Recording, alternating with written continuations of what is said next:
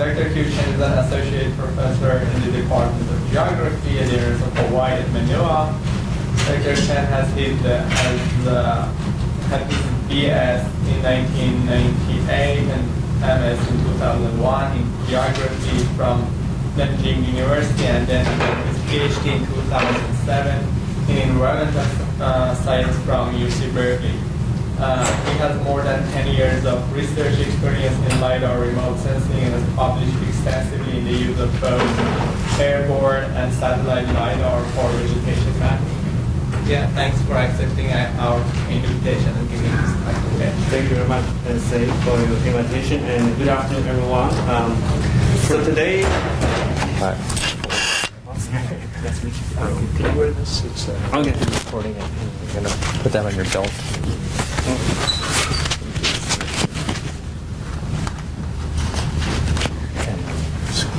some color radio, whatever you have. Yeah. And if you don't want to shout, I think you can use this. Okay. Yeah. Sounds better? Yep. Good. So today I'm going to give a talk about the LiDAR remote sensing and kind of talk a little bit about how LiDAR can be useful for ecohydrology. So this is the roadmap of my talk.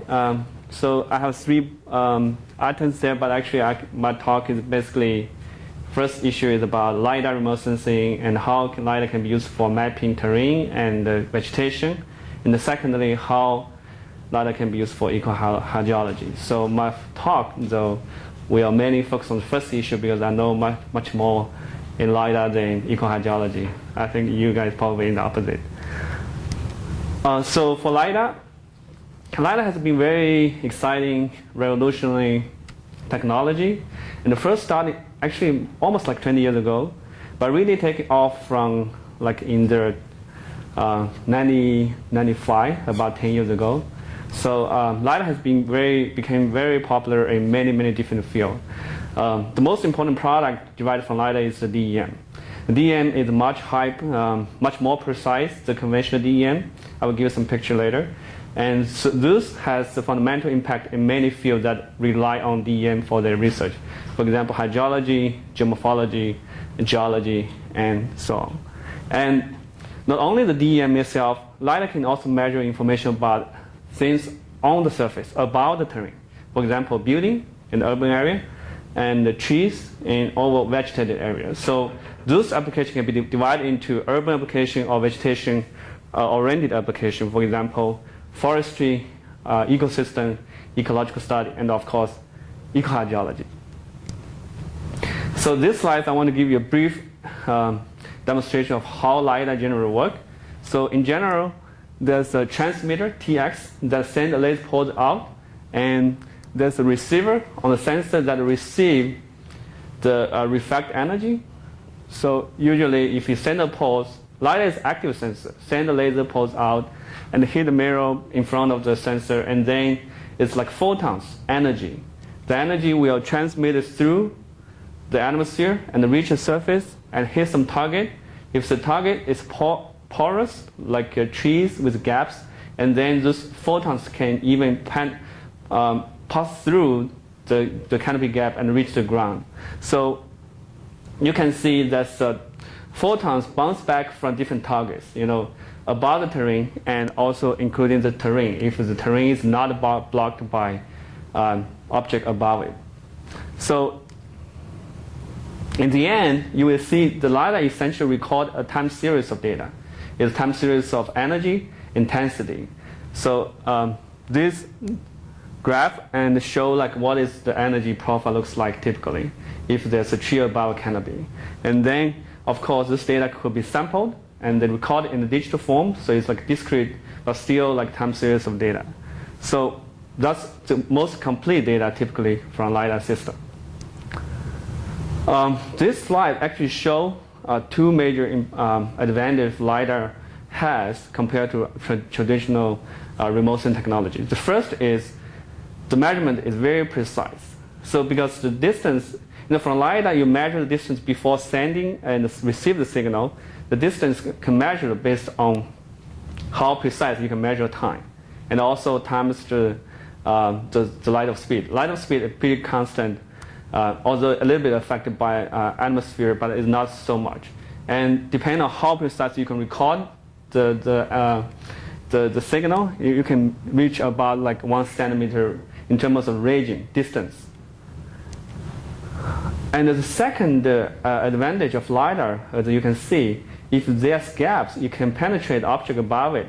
If specifically for vegetation, you can penetrate through the above canopy. This is the advantage that any traditional technology does not have.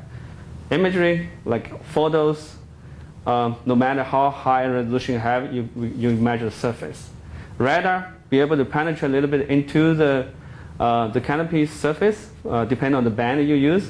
The longer the band, the more deeper you can penetrate, but still only basically one element elevation measurements. So they can derive like digital elevation model, digital surface model, but never get a digital height model. From LiDAR, it's possible to get a height model. So this is an example of the discrete return LiDAR data you may get. So example you choose that is a point cloud, we call it, 3-dimensional. Each point is associated with one return. So I hope this slide will show you like the difference between LiDAR and conventional imagery or photos. So this is a site in the western US and aerial photos. So of course you don't see the ground when there's canopy there. From this like a pair of photo, using photogrammetry technology, you can deriving the digital elevation model. So this is like the DEM model you guys are using in Hawaii and in many parts of the US. But the resolution usually at the highest 10 meter in the US right now. With LiDAR, you can get a very precise DEM. This DEM is generated by separate the ground return from the object return, the tree returns, and then using the ground return, terrain return, to interpolate the general DEM. So lots of process has been going, and I will going to mention this issue later in detail. And then if you zoom in a certain area, you can see the details of topography. You can see areas blocked by trees. So that's the second major advantage from LiDAR. So for those of you who are interested in like hydrological study, you may need a precise DEM. Then LiDAR will provide the best DEM product. The third advantage of LiDAR I want to mention is that the laser pulse, like my laser pen, it has a little area illuminated on the wall, if you see on the right side. So that's what we call the footprint. The footprint is very, very small because the laser beam is almost like parallel, different photons going forward, but there's a little bit divergent angle. So this is called a beam divergence. That beam divergence is very, very small. So this is the beam divergence angle. And that number corresponding to if you fly the airplane in the 1,000 meter above ground, that the footprint is about 0.25 meter. So it's sub-meter footprint size. So it's very, very precise if you're flying from the airplane. So you get a very high resolution. And the last advantage I want to mention is LiDAR is it can collect so much data. The data is carries so much information that they even, if you're using ground-based LiDAR, you can even differentiate like branches, leaves, and the 3D structure. So I don't have a image here, but I have my ground-based LiDAR in my office, and we collect some data in St. Louis Harbor, and very, very pretty, and lots of details can derive from there. And those data is so much is because the frequency of the laser scan the surface. The sensor can emit or send almost like, in this case, like 400,000 points per second to the ground. So that's how much data you can get like per second. So that each point is associated with XYZ, and also maybe intensity, color, if you have aerial photo like integrated with the LiDAR system. So it's a huge amount of data available. And of course the issue is how to dig information from it. And that requires some technology, which is the focus of my talk. And this will give you some example of like what is the latest LiDAR data may looks like. This is the LiDAR data I have in the Western U.S. again, with very high point density. Like the scan the surface with so high frequency, we can have like within 1 point we get 50 points. So from this figure you can even see the stands from above. So for those people who are interested in like a forestry study, like silviculture, and they're excited about this, because you don't have to send crew to the field to measure trees.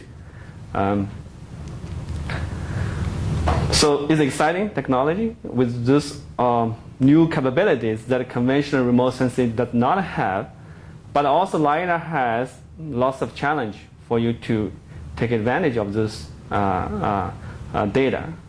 So the first issue I will mention is, again, I mentioned that before, is a large data set. So usually the typical file size is like 500 megabyte, like 1 gig very often, and the largest file in my computer is 72 gigabyte, one single file. So to give you some idea, my desktop at home has 6 gig memory, which means I have to expand it 12 times to be able to load that file into my computer to process in the memory. My office desktop at 24 gig still need to expand like 3 times. So it's very, very big.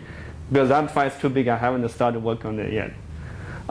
So it's very large data set. The second issue is kind of associated with the first one. When you analyze LiDAR data, you want to finish the processing as soon as possible. If you load into the file into computer just to visualize it, you hope to make it as quick as possible. And when I worked on the LiDAR data in 2003 or 4, I spent 3 days to be able to load one file into ArcGIS, waiting for 3 days. So now I mentioned to process it. So that's why I designed my software later to be able to process the data. Of course, another relevant question is automation. When we generate DEM from LiDAR data, more or less you have to set up some parameters. And the parameters, we want the algorithm use as few parameters as possible. But sometimes you do have need to do some back and forth fine tuning. So that's another requirement. Of course, you needed to, for example, for certain important operation, like filtering, separate the ground return from the object return, we want to have a larger accuracy, a high accuracy. So that's some important issue for working with LiDAR data.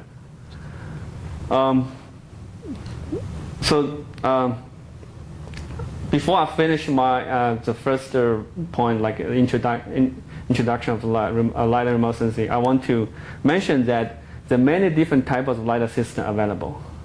So the LiDAR system can be divided into waveform or discrete return LiDAR, based on like whether the system can record the full time series. You only record the first return, second return, which are the third and fourth usually are the most. So if you record a limited number of returns, it's called a discrete return. If you record the whole time series, it's called a waveform LiDAR. So the LiDAR system can be divided into two systems. And also LiDAR system can be divided into whether you put on the ground, tripod, or airplane, or satellite. So actually today my talk will mostly focus on airborne discrete return LiDAR, because that's the most widely used LiDAR data format.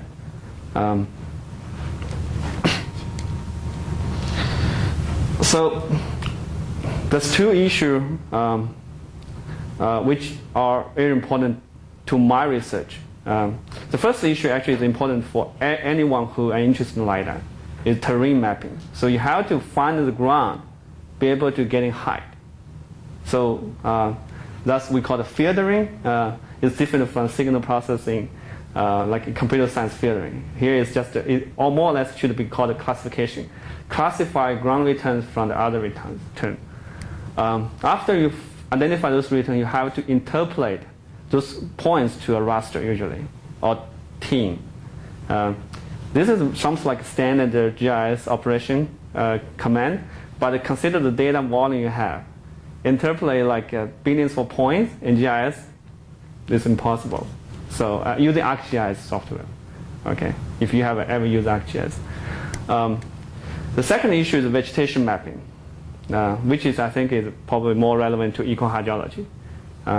For a vegetation mapping, I will focus on two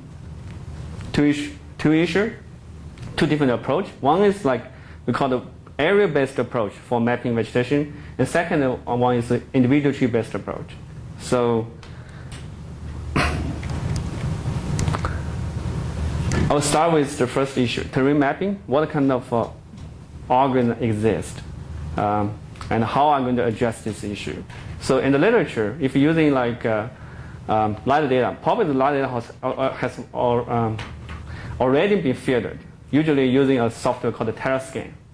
TerraScan using approach is team-based, and it's based on triangular network, progressively densify the ground points, iteratively refine the ground point set, and then based on a few parameters. For example, the distance to the triangle surface, the angle between any points to the candidate point you want to decide whether it's ground or object return. It's kind of, they are the most popular software, so they're pretty fast, but still, consider the iteration, and it's sometimes still slow. And I have some comparison, not listed here, but I did some comparison between TerraScan with my own algorithm before.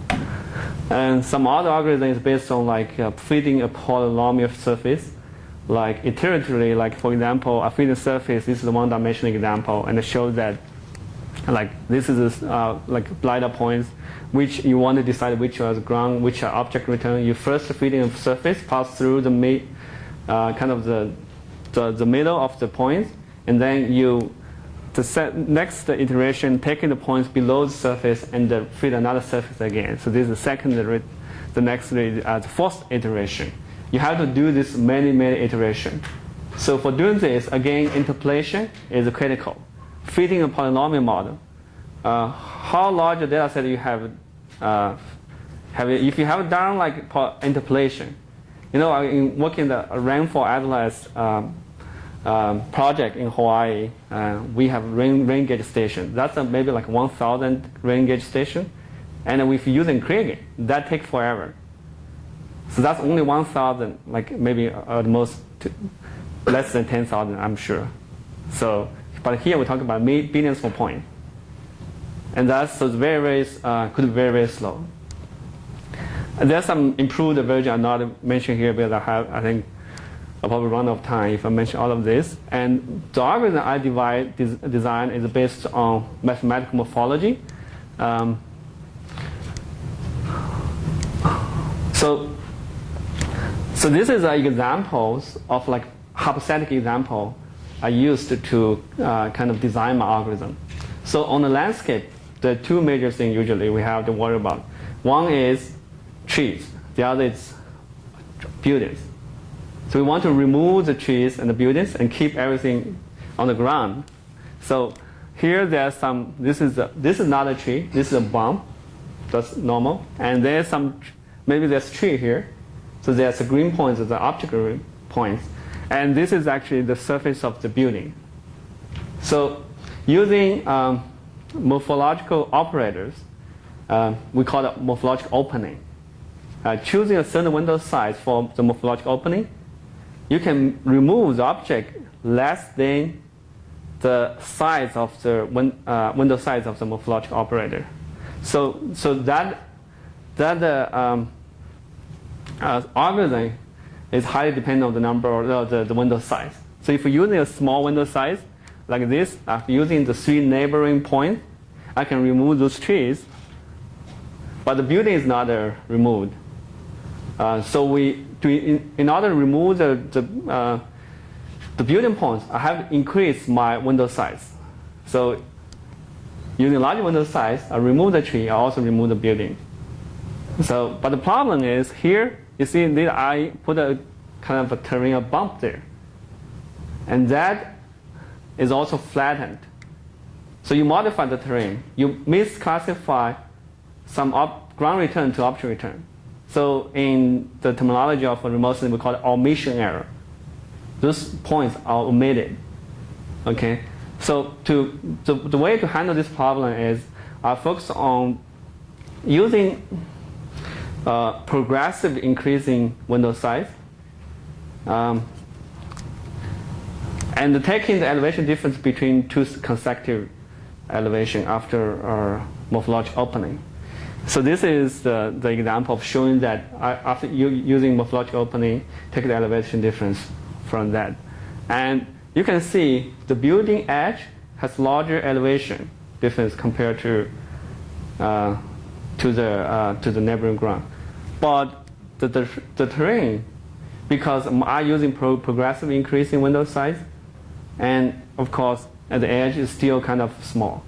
So for building, usually the difference maybe I would assume a normal building height, we use 1 story, it will be 3 meters or 2.5, and that is applicable to many cases, probably most cases if you use a conservative value 2.5.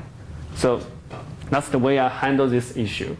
And this algorithm is very, very fast compared to like point-based approach because morphological operation is raster-based. So first, create a raster from the points, from minimum points, and significantly reduce the data we have handled. And this is some example of the filtering. And this is an urban area in Germany, and the ISPIS, International Society of Photogrammetry and Remote Sensing, put a benchmark data set on the website, let the scientists all over the world to test it, because this is a very critical issue. Everyone is concerned about this. And so this is a result for the data set they put on the website. This is the DEM after you remove the tree and the building. This is another kind of sloped vegetated area, and this is a DEM. So this gives you some visualization, and this table lists the accuracy of my algorithm and compare with many other algorithms. So there's a total of 1, 2, 3, 4, about 8 other algorithm. So this table listed arrow, like the smaller the value. So that's total 15 separate sample data set. So each row is the arrow from different algorithm. So this is my algorithm, and the lowest arrow is highlighted with red. So the algorithm has pretty good performance for most of the site, but the biggest competitor is this author, and this author actually is put the paper in a conference that never published, and then became Terrascan. So the Terrascan, the algorithm proprietary. So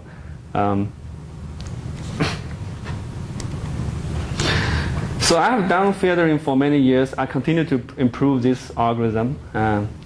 My understanding is, like during the past 10 or 15 years, significant progress has been made. Even with ArcGIS right now, they don't have function to do this. So you have to need to buy a separate commercial software to process this. So even with this software, I think they can handle most of the cases pretty well. But in this certain cases, like I have worked in data set in the tropicals, where very complex topography, and in that case, it's really hard to get a nice DEM because you don't have enough ground returns. It's limited by the data. So I will show you some example. In that case, you have pretty much use some manual editing, like even artificially put some points. So this is an example I have. Like and the tropics in Southeast Asia. So very dense forest, tropical rainforest. And then you also see this different color represent different just elevation. The red is high and the blue is low. So here, if you look at this point, where are the points from, even like usually with your eyes, where are the points from the ground? There's a few. There's not much available. So this is a zoom in version. If you look at this, I'm not sure whether you can see clearly. Maybe like these points, maybe some points here, not much. So it's limited by the data, limited by the vegetation condition. If you're using the algorithm to identify ground data, then that's the DM you will get. This is another point called data set from the algorithm. So it's very sparsely distributed. It's missing essentially. So I think that'll be the fact exists for a long time. Except you improve the LiDAR technology, you can penetrate a very dense canopy. Then you have data available. And of course, the second issue here is like once you find the ground data, how to interpolate it to DEM. We talk about millions of points, billions of points, and that's another very important technology. Because of time, I cannot talk in detail for that. So that's for filtering. With that, you generate DEM, the most important product probably from LiDAR. That's the fundamentally important product. Based on that, you can get a height, and if you're using DEM directly, you can get hydrological features. For vegetation mapping, there's two different approaches. One approach is people call it area-based, which means people usually like say, I want to map the biomass, I want to map the height, or like the base area, leaf area index, some other information about the vegetation for landscape. Usually people send people to the ground, set up some plots, and measure those variables on the ground. And then you collect those data, and then you have LiDAR data fly over the same area. So you have the LiDAR data overlay with those plots. And from LiDAR data, you extract some parameters, and then you create a statistical model. Once the model is developed, you apply that to the whole landscape. So it's a pretty common approach, like it's easy. And the second approach is individual tree based. That involves that if we have LiDAR data set of high point density, can we map individual trees? That would be fantastic because then whatever information for the landscape, we can, once we have individual tree information, landscape information can scale it up to can summarize easily. So that's almost like the holy grail of vegetation, LiDAR vegetation remote sensing. And of course, that's much more difficult. So I will start with the easy one, and then I will focus on this, spend more time on the second approach. So this is what I mentioned about area-based approach. You have plots on the ground. You measure like how many trees in the ground, measure DBH, height, species, and then you summarize this information. This is the LiDAR data you have. And then from the LiDAR data, you have the point cloud. So you get a distribution. You can calculate the mean, standard deviation, many different statistics. We call the LiDAR metrics. And from that, so you have the axis, you have the Y from the field, you develop a model. And then, for example, you get the biomass, base area, leaf area, sapwood area, if you are interested in hydrology, or we mention that later. Then there's something you should pay attention to the statistical modeling because from the LiDAR point cloud, you can generate as many LiDAR metrics you want. Okay, so of course you have some statistic challenge like too many variables, so the curse of dimensionality. And the second issue is most of the canopy vegetation variables we are interested in, for example, biomass, base area, has a long linear relationship with this LiDAR metric. So that's something you should pay attention to. And there are many like standard multiple regression method or kind of more advanced machine learning algorithm like supported vector machine, random forest, called the regression tree. So I'm not going to mention that here. I just talk in detail and here. So that's not much to talk about. But for the individual tree-based approach is much more challenging. So this usually involves, like, for example, here we have point cloud. If we have algorithm to separate this point cloud, actually this is 3 trees. If we can automatically separate these trees, and then we can like directly getting how many trees are available in the landscape. The tree density is a very important parameter for lots of things already. And the tree height, so you have like a complete survey almost for the whole landscape. And for individual tree, you can create some model. You know, for the tree height is already derived, but crown area is can directly derive. And the base area, DBH, maybe can be statistically modeled. So from that you can derive lots of information.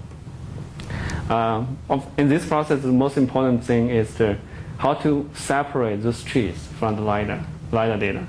So I have some algorithm which based on the height model. So you first interpolate a stitched surface model based on the highest point over area, and then you have a DEN. And the detector difference is called a height model.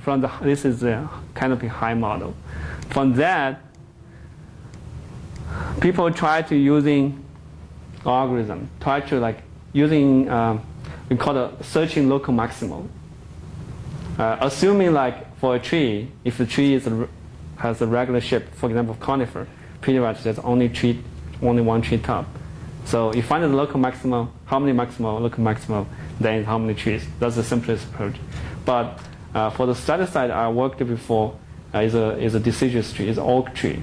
So the canopy is very complex. For example, this is a big oak tree, has a little branches stand out, and then so if you count this as a tree, you overcount the trees. So the way to handle this in the literature is like for big tree, you're using a larger window size to count the minimal, local minimal. So that you have a sample of trees from the field, you measure the crown size, you have the tree height, create some statistical model, and then use that to change your window size, point pixel by pixel. It's kind of computation intensive, but that can significantly reduce the number of tree misclassified. So, but I found some problem here because for the trees below this regression line, the window size is larger than the actual crown size when you're searching local maximum, search for the local maximum. When that happens, let me see. So the tree. So in this is the case, like the window size, the circle, red circle here is larger than the actual crown size. Then this treetop will be omitted. So there's some problems there. So what I propose to handle this problem is instead of using this regression line, I'm using the low interval of this regression line. And that including maybe like 90, you can set up any kind of percentage, 95, 99, make sure those trees are not omitted. So if using a lower window size, still increase window size adaptively with the crown size, that can fix this point, like this tree identified. But as you can imagine, if we decrease the window size, then we have some problem here. Actually, there are more tree top will be counted compared to the regression line. This is using regression line. Here is using the low limit. So I use the low interval. So you can use the regression line, fit into the middle. You know, that's only one extra tree top. But if you reduce that, there's one more error. So in this case, we reduce the omission error. But if we use the low limit, increase the commission error. Some false tree are misclassified as tree. we call the commission error in remote sensing. So it seems like it's hard to fix. You reduce, you can never get like reduce both error. So what I propose to handle this problem again is using, instead of work on the canopy height model directly, I first smooth the canopy height model. How to smooth the canopy height model? I smooth that based on the regression line. I increase using large window size for larger tree. So I call it canopy maximum model. And this is the canopy max model compared to the canopy height.